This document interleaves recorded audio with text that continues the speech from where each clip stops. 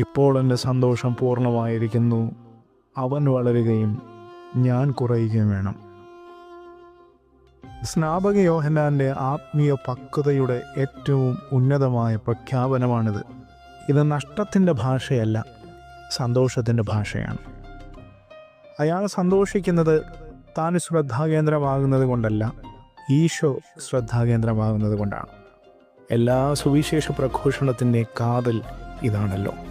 അവൻ വളരണം, ഞാൻ കുറയണം എന്നത് സ്വയം ഇല്ലാതാകുന്നതിൻ്റെ വേദനയല്ല, സ്വയം കണ്ടെത്തലിൻ്റെ സന്തോഷമാണ് സ്നാപകന് നൽകിയത്.